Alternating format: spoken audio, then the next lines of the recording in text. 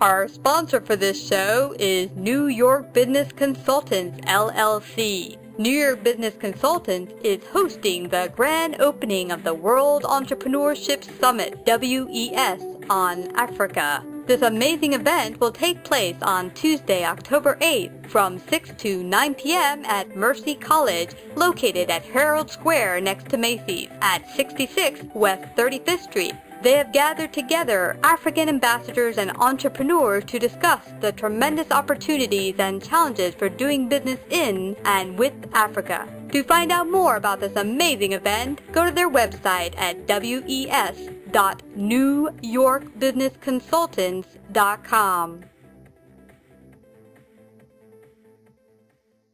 We are super excited today to have Teresa de Grosbois on Savvy Central Radio. Teresa is from Wildfire Workshops, and today she will be cluing us in on how to build our influence for our business and how to get that word out, the word of mouth, and build an epidemic about what your message is. Teresa is also a 3-time best-selling author, and she believes we can shift the thinking of society just by understanding how to generate the spread of positive word of mouth. Hi, Teresa. How are you? I'm really great. It's great to be here, Christina. Thanks for having me on. You're welcome. I am so excited to have you back on Savvy. You were on a couple months ago, and we had touched on the subject of the important subject of influence and building it in your business. Today we're going to go a little deeper into this topic and discuss specific strategies our audience can take to build their influence. And to start off our exciting talk, how can following your passions lead to success and happiness and influence in your business? Well, I really love that question because a lot of what happens in life, and this is something we all know intuitively, but we sometimes miss the importance of it, and that is you can get other people's emotional energy, right? Like you meet someone and their energy's harsh and negative, you want to stay away from them. You meet somebody who's upbeat and positive and light, and you're just naturally drawn to want to be in relationship with that person. Well, here's, the thing a lot of us don't think about. It's no different from you. The rest of the world can read you too, right? I love the way Shonda Perrin talks about that. She talks about what are you broadcasting, right? So whatever your emotional energy is really, this is what law of attraction is all about. When you are following something that really stokes you up, that you're really passionate about, you are going to become a natural magnet for the rest of the world. And that's really the base foundation for having influence, because that's the ultimate core of authenticity when you're doing something you love. I love that, Teresa, and this reminds me and takes me way back to when I had been corporate for many, many years. The work I had been doing wasn't really fulfilling to me and deeply passionate for me, and I would go into work and really be glum and, dreary every day, and I found after several years of being in a position that I had very few friends at the organization I worked at, and one friend came up to me and said, you kind of don't look very enticing and engaging to people because you look really unhappy. So I can see what you mean, that if you come across as being unhappy and you're not passionate about what you're doing, fulfilled, that it's going to come across and you're not going to have the influence in your life that you desire. Yeah, absolutely. We talk a lot about authenticity in this day and age. It's like we've entered the age of authenticity, right? And you hear business experts talking about it all over the place. Well, my very simple definition for authenticity is the inner voice inside your head saying the same thing your outer voice is saying. And when those two are in alignment, you're fully authentic. And when your outer voice is saying, hey, I've got this great thing I want to sell you, and your inner voice is saying, oh my God, get me out of this place. I hate my job. I can't stand what I'm doing. I need to pay the rent though, so I've got to do this. Oh, I really need this sale. The discrepancy between that inner dialogue and what's coming out of your mouth is so evident to everyone around you. That's what inauthenticity is. I really like that you went there, Teresa, because you can even be living your dream, your purpose, the actual vocation you were meant to do, but if inside your inner voice is reading or feeding to you negative messages about, oh, you can't do this, or who's going to want to buy your product, service, or information, that the other person's not going to know why they feel it, but they're not going to be drawn to want to buy and purchase what you have to offer. Well, I'm really glad you raised that point because it is a really big challenge. A lot of times people step into their passion. They step into their true purpose in life. and then they can't figure out why it's not working. And a lot of it's because, they just haven't quite figured out how to make it work for them. They haven't quite understood how the game of business or the game of influence works. And all of a sudden they start to get a little bit of desperate energy, right? Because it's like, how am I going to pay the bills at the end of the month? How am I, this was supposed to be all easy and downstream, and what's going on? And the fear starts coming up, and the fear creates an inner dialogue that's different from what they're saying. And again, the inauthenticity shows up, even though they're living their passion. So a lot of this, the game of being an entrepreneur, is learning how do you master that inner fear and really stay being authentic and congruent with what it is you say you want to be bringing to the world. Yes, absolutely, Teresa. And what's awesome about bringing up this whole subject is that anyone out there who's feeling like, maybe I made a mistake, maybe I shouldn't be pursuing my absolute passion and dreams and gifts, really take a look. And this happened for me. I was not having the greatest results in the beginning, and I realized that when I started to pay attention to my inner thoughts, what was going on in my mind all day long, I realized it was all negative. It was all like, oh, there's no way no one's ever going to want to do business with you. You can't possibly succeed. And, of course, that's the results I was seeing. So I would just say to everyone out there, if you're going through a difficult time in your business, start paying attention to what thoughts you're saying over and over again to yourself. Yeah, absolutely. So what would you say are the 3 steps someone could take to successfully connect with high influencers, high-level influencers? Well, I love that you break it down into individual steps, because a lot of people, when they start in business and they know they want to become more influential, and it's just like there's a new rule book. You might be a superstar athlete in one thing, and you really, get the idea of, how to play sports, but now you're in a new game. You've been playing basketball, and all of a sudden you're playing hockey, and nobody's taught you the rules of the hockey game. And a lot of times what happens is people step into the idea in business that they want to generate word of mouth, and they want to do more than just one-on-one word of mouth, which is, really when we're talking about the influence game, we're talking about how do you reach many at the same time. So it's not just one person who knows, likes, and trusts you. It's now you're in the conversation of many people knowing, liking, trust you. And there's a new set of rules, because how many of you listening can relate to the scenario where you met someone really influential and you wanted to meet them, and you instantly ran into the gatekeepers, right? Well, it's because you haven't learned the rules of the game. And, to quote Shonda Perrin, you're being weird. So you've got to learn, what is the etiquette, what is the way of being, what is the normal way that influencers are, and learn to step into that game and play by the rules and the strategies they tend to play with. Well, the first step that you really got to understand when you're dealing with high-level influencers is that their primary currency is influence. That's their language, because influencers are in a one-to-many conversation. The thing that has most relevance to them is to help them be more effective in their one-to-many conversation. So, and this is one of the most common mistakes I see people make when they try and meet influencers. A lot of people, they meet an influencer and they want to offer to buy them a coffee or offer to buy them a lunch, because when we were doing referral marketing, that was such a polite and wonderful thing to do. But now, to an influencer, that's actually a take. You're asking for an hour of their time for the price of a $5 Starbucks, right? So the first step is learn what a gracious gesture is to an influencer and do that. Well, to them, a gracious gesture would be, hey, I got a great blog talk radio show. Can I interview you on it? Or I have, a ton of friends on my Facebook page.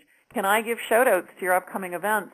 Anything that gives them more influence and more reach helps them walk their purpose and their path more strongly, and it will be a much more meaningful gesture to them. So that's a really powerful first step you can take. And I think what we might want to mention there as well is to do it from a place of service and not like, okay, now I just gave you this thing. I just announced your upcoming seminar, so now do something for me. Absolutely. You want to be in their language, because most influential people, I would say, are actually, they've become influential because they really do want to be of service to others. They really do have a passion for helping others. So when you come from that place of service, of wanting to help them help others, it really gets the conversation going.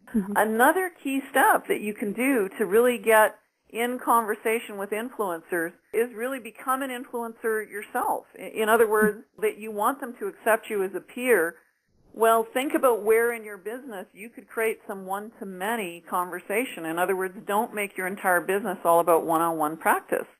Mm-hmm. So that might mean you host a meetup group. It might mean you create a blog talk radio show. It might mean you start up a rockin' Facebook page where you grow that up to having several thousand Facebook followers. It might mean that you start a big workshop in your industry and you invite people all over the country to come and speak at your workshop. Anything that gets a larger community gathering is going to be something that would have another influencer see you more as a peer and more likely to want to be in conversation with you and more likely to play with you.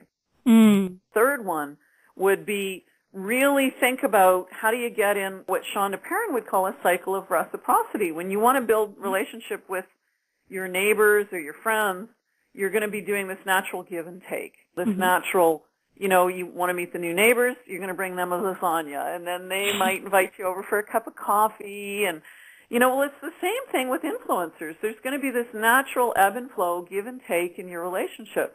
You just want to look at how to get that conversation going on a routine basis. You might be consistently engaging with them on Facebook or reposting their blog content to your blog or offering to connect with them with other influential people. Influencers love to be connected, so the more you connect people and the more you connect the connectors, the more influential you'll become. So create that relationship, that back and forth, and that'll really help you get going in the influence game. Those are awesome, awesome tips. And because out there, I think, when we were mentioning prior about that form of desperateness that comes up for some new business owners who want to build influence, you have this desire, like, I got to pay bills, I got to get things going. So you walk in creating that energy wherever you go. And what I found, and people have called me even to start their own podcast and said, okay, so what can I do to get to where you are, but like next week?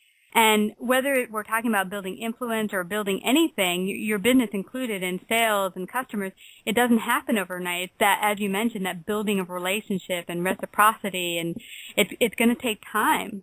Absolutely. Yeah. It's a seed you plant and let the tree grow, Exactly. And the reality is when you look at most influencers, a lot of them have routine habits that they follow. And when you consistently start building and developing those routine habits, then influence will naturally grow in you. But the reality is it's not something that you snap your fingers and you just have. It's a lot like the notion of respect. If you want to have respect, you've got to consistently give respect. Well, if you want to have influence, you've got to consistently give influence. I love that. And you had just mentioned there's certain habits that people of influence have. Would you be able to share some of those habits? Well, I think first and foremost, the main habits of influencers is they think about their time differently. Influencers really value their time, and because they really get the notion that the influence conversation is the one-to-many conversation. So influencers will really limit the amount of time they spend doing coaching, consulting, one-on-one practices, because that is not the influence. It's influential with that one individual, but it's not influential on a broad scale. So one of the first habits you'll see influencers do is they start cleaving out chunks of their day where they're strictly focused on what can I do here that's a one-to-many conversation. Am I going to be blogging? Am I going to be doing my blog talk radio show? Whatever. But they highly value the time spent doing that. And you'll find that as time goes on, they'll do more and more of the one-to-many and less of the one-to-one. That's a really, really good point. I've heard from a lot of business owners that have called me that they feel a little stressed. They're working on their website, doing new business cards, setting up a new logo. And a lot of what I'm hearing them say is they're stressed about the daily administration of their biz instead of spending a good focus of their time just connecting with individuals that could be potential customers in the long term. Absolutely. And it's a different mindset, the influence game. When we first started business, what we learned what a lot of people refer to as network relationship marketing or lead generation from a one-on-one referral type basis. And it's not that doesn't work. It's a really great place to start in business. But the influence game really moves away from that. It's a different set of rules and a different set of etiquette in the influence game. And it's where you're no longer bringing in your clients one at a time. It's no longer where you're lead generating one at a time. It's now where you're actually reaching so many people at once that people are naturally drawn and attracted to you. You don't have to go out and look for them. They come find you because of the level to which society, your community, knows, likes, and trusts you. And what I'm sensing here is that it's not just about making that one sale. You're coming from a place of how can I serve, and how can I serve as many people as possible with my God-given talents and play really as big as I possibly can to make a difference. Yeah, exactly. You know, you see the big influencers, for example, a lot of the big speakers, trainers, authors, they might do a big event online and sell 1,000 training courses at $1,000 each in one weekend. Mm-hmm. You know, so it's a different mindset for how they would think. It's not dealing with people one at a time. It's dealing with people en masse, and there would be a lot more infrastructure and lead up and planning going into how that would happen. I love that we're touching on this, and I'm very, very excited. Audience, me, Teresa, Sean, and Lisa Menini, we're all getting together to host this wonderful event called Mastering the Influence Game. It's going to be an amazing event where we're all going to come together and touch on all these very subjects that we're talking about right now, and I find it so important because I, like many business owners, struggled a lot in the beginning, as you said, Teresa, trying to do that one-on-one connection and maybe making a sale once every couple of months and feeling completely frustrated. And I know there's many other business owners out there who have amazing gifts and talents to share with the world, but they're not getting it out there to everyone. So this is so, so important that we're hitting on this topic today. And our first live event is going to be November 7th in New York City. So anyone's in and around the area, you can go check it out at masteringtheinfluencegame.eventbrite.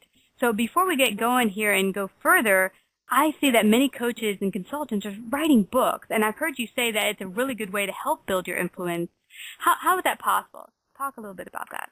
Oh, I know. A book is one of your best marketing tools, actually. And I know actually Lisa Menini talks about this a lot in her work. She's actually someone who's influenced my work a lot because she's all about, you know, how do you build the systems and the structure in place that people just naturally come to you. You know, one of the things I know she agrees with me on is a book is one of your best marketing tools, you know, because especially when you take a book and put it on the bestseller list, this is something I actually teach in my online programs, it changes the way people listen to you. It changes the way people think of you. They now get out of their own way and give themselves permission to let you help them. So a book can be, you know, and it's interesting because a lot of people, you know, 100 years ago, people had this, you know, lovely fairy tale notion that you'd write a book and, you know, a big publishing house would publish it and you'd retire off the royalties like Beatrix Potter, right? And the reality is in this day and age, since the Internet came into being and the self-publishing world grew up, that model is no longer in existence. And really the way the book publishing world is working now is most people write a book and self-publish it, and the best of those make it onto the bestseller list. And the best of those make it onto the New York Times bestseller list. And the interesting thing is it's now almost become an open competition free-for-all, which is really kind of fun. And so the good books will rise to the cream of the crop because people who are of really great service to their industry, people who get the influence game and get how to get in conversation with other influencers and really create some word-of-mouth epidemics around their offering to the world, can really get their ideas and their service to the world out there and really generate some very cool epidemics around their work that will have, you know, people just coming at you in droves. And a book is one of your best tools to have that happen. So what would you say to someone perhaps that's not like they would say, I'm just a horrible or terrible writer, how could I possibly write a book? What would you tell them? Well, you know, the first thing I always tell, and a lot of experts in the book writing industry agree on this, is blog your book. Because people will start blogging, following your blog, and your readers will give you feedback. You'll know which blog posts resonate and which ones don't based on how many people comment, how many people share, and actually get some of your friends and families looking at your blog posts and commenting. Because, first of all, once it's on your blog, you own it. No one can ever steal it off you at that point. And secondly, it's your best source of feedback and encouragement on how to become a good writer. The best writers write every day. You know, you look at people like Seth Godin, who are just giants in the industry. They blog and they write every day, and it's the process of doing it that helps them become exquisite, and the engagement with their readers help them really understand, okay, this is what my readers want. I'm going to do more of that. And as they do more of that, the books start to arise out of the writing. That is a fabulous idea and tip, because when I got started, before I even started my business, and what later became the platform for Savvy, was I started a blog called Transformation Through Flight and the 101 Lessons I Learned in Business. And it was really just taking the lessons over years of working in business and what I learned. And later on, that became the idea behind Savvy, that we'd have business owners on to share their wisdom and their expertise and what they learned along their journey. And so you're very right, because when I wrote the blog, I got such feedback, and this is when I was still in corporate, saying, oh my God, this is such a cool idea. I wish I had the guts to write my mistakes down on paper. Yeah, absolutely. I think, especially in this age of authenticity, you know, being willing to be vulnerable, and I don't mean weak when I say vulnerable, you know, but actually being able to really honestly talk about what are some of the challenges and issues you faced in business really helps people to be drawn to you and resonate with you. I don't teach how to become a best-selling author, or I don't teach the influence game because I've always been really good at it. I teach it because I knew I had a bigger path I wanted to walk in my life, that I really wanted to be of service in this lifetime, and I was horrible at it. The first book I ever published, I probably spent $50,000 more than I needed to, and made some of the worst mistakes you could ever make in terms of trying to put a book on the bestseller list, and still managed to get it to number 1 on the bestseller list in spite of all my mistakes and my worst efforts, because so many wonderful, gracious people stepped up to help me because they really believed in what I was, you know, wanting to achieve in the world. So that really taught me, A, that I didn't want it to be that hard for other people. I really wanted to show other people how do you step into this powerfully. But B, good intention goes so far in this world. When people see that you're really all about trying to help others, you know, other people will just step up to help you. When you think about, you know, what does it take to have a 28-year-old fresh out of Bible college become a global icon? And of course, I'm talking about Martin Luther King Jr., right? He was 28 when he became globally significant and was being covered in news all around the world. And it was because he was so passionate and so enthusiastic about standing in the biggest problem going on in the planet at that time that thousands of people flocked to him saying, Martin, how can we help you? What do we need to do? He had coaches, media experts, all kinds of people come toward him and say, let us teach you, let us coach you, let us help you. And the same thing will happen for you when you really courageously decide to step out there and really move into the influence game and risk being vulnerable and risk being of higher service to the world. It really is that simple. And I also heard coming through there that you must be open and willing to accept help and to continue to want to learn and grow. Oh, absolutely. I mean, when you choose what it is you want to do in the world, you almost have to think of it as like, okay, if I want to be a brain surgeon, there's a university degree in between here and there. Well, in the entrepreneurial world, there is a university degree in between here and where you want to go. It's probably not offered by a university. You know, I say that metaphorically. There's probably a lot of coaches and mentors and different training programs that you need.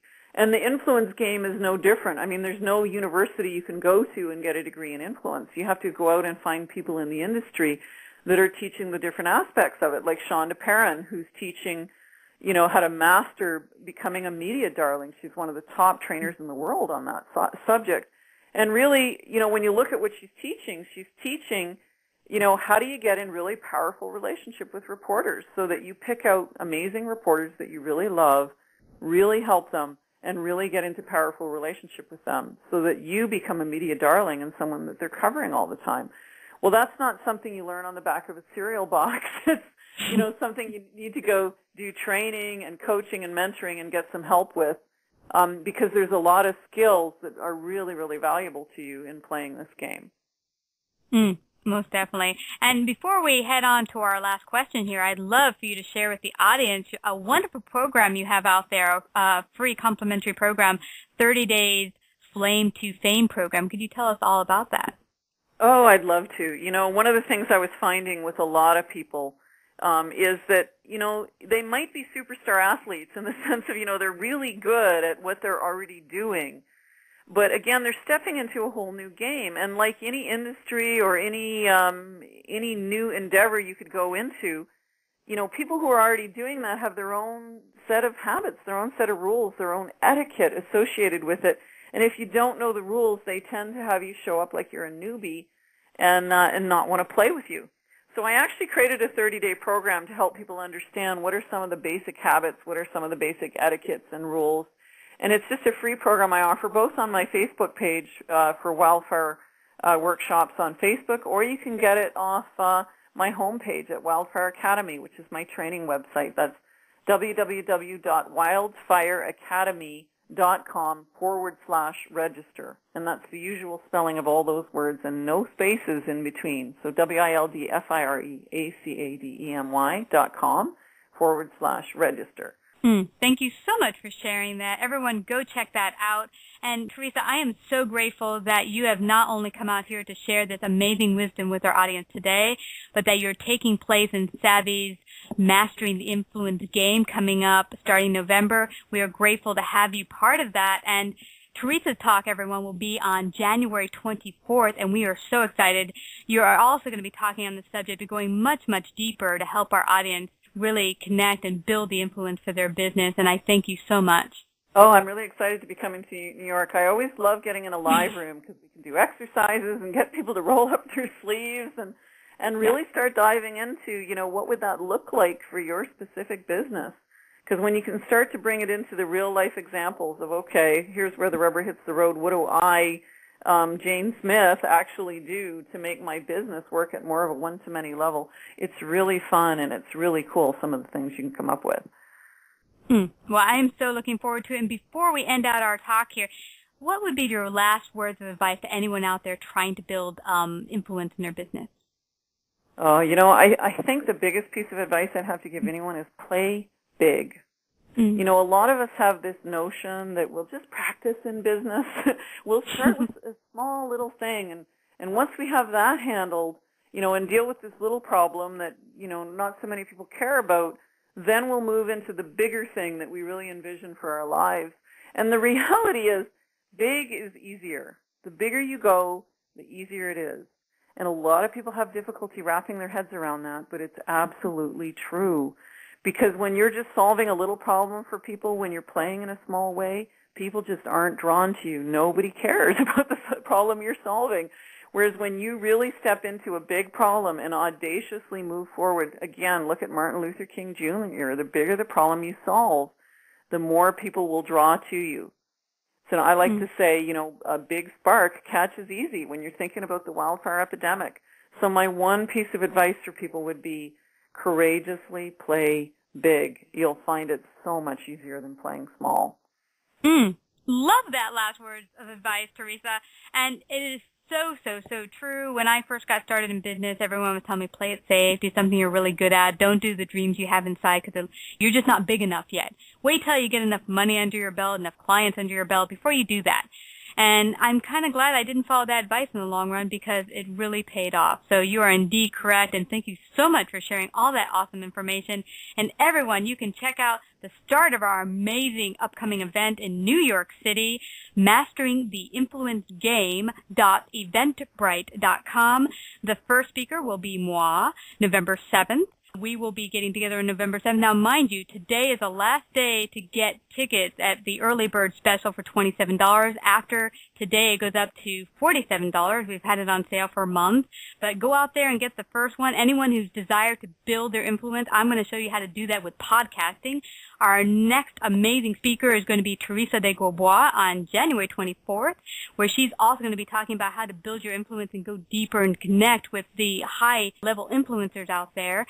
And then after that, we have Lisa Menini on March 20th. And then to end out our amazing 4-part series, we have Sean Duperrin on May 22nd.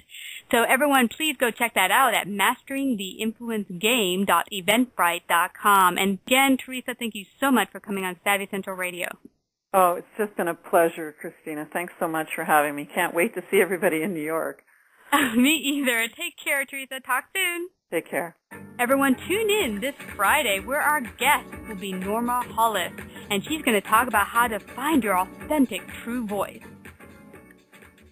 Hi, it's Teresa de Grosbois here. I am so excited to be coming to New York with Christina Nitschmann and Mastering the Influence Game series hosted by Savvy Central Radio. I am going to be speaking on how to become a master at the influence game. We're going to really dive into how do you get that stampede of customers that are really anxious to buy your products and your services, and what are the really critical steps you have to take to be really successful in connecting with the high-level influencers. How do you get past the gatekeepers and have them take you seriously and really want to play with you? We're also going to talk about the power of a best-selling book, why it's your top marketing tool, and I'm going to tell you the insider secret formula for how you can get there quickly. Looking forward to seeing you.